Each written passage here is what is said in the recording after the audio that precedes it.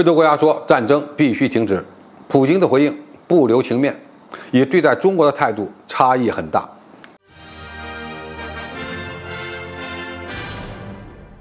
观众朋友，大家好，我是付元绍。近日，普京以塞内加尔、埃及、赞比亚、乌干达、刚果共和国、科莫罗和南非代表在圣彼得堡附近的一座宫殿举行了会谈。7位非洲领导人组成的代表团向普京传达了一个非常明确的信息：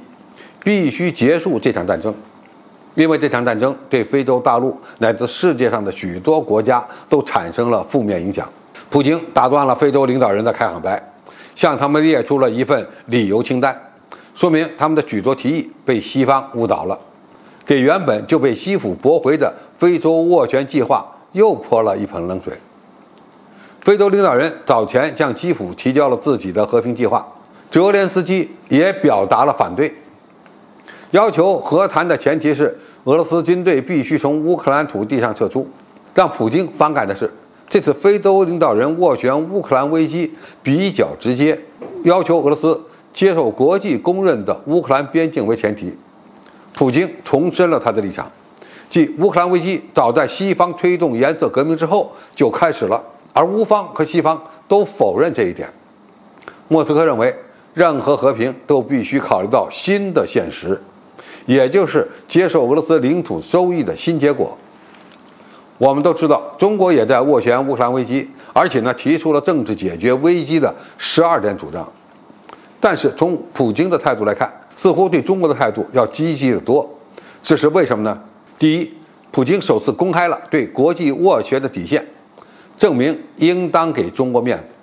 但是也证明当前俄罗斯不可能在领土问题上做出让步。虽然中国斡旋乌克兰危机中提出了尊重乌克兰领土主权完整，但俄罗斯从来没有反对中国斡旋的主张，而是表示支持。这就是俄罗斯外交技巧的一个表现。这实际上证明俄罗斯认可中国斡旋乌克兰危机的努力，而不是全部主张。这个我们要看懂。其次，俄罗斯反对非洲的斡旋主张，关键的问题是是否持有平衡立场。普京之所以直接反对非洲国家的斡旋，主要是南非等国的观点并没有从历史的经纬来看乌克兰危机，或者说是在简单的重复西方的俄罗斯要承担主要责任的观点。这与中国的平衡立场有着本质的不同。中国支持乌克兰领土主权完整，但是也认识到这场危机的爆发不是简单的俄罗斯侵略，甚至是俄罗斯被西方战略所打压，不尊重俄罗斯战略安全关切的必然结果。从这个角度来看，当前斡旋乌克兰危机的观点，只有中国提出的主张是平衡各方的诉求，这一点非常难得。最后，俄罗斯认为非洲没有资格斡旋这场危机。从泽连斯基的直接拒绝，再到普京的不留情面，证明斡旋乌克兰危机真的需要实力。巴西总统已经心凉了，因为与普京通过一次电话之后，他就明白自己没有斡旋的资本。非洲国家现在虽然是俄罗斯需要拉拢的对象，但是由于他们的实力不济，因此更没有资格斡旋俄乌冲突。乌克兰危机想要解决，就必须尊重俄罗斯的战略关切，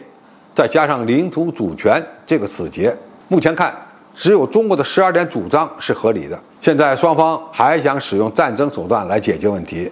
等打不下去了，还得回到谈判桌上来。可见中国在这个问题上的眼光是非常长远的。好，今天的评述就到这里，谢谢大家收看，我们下期再见。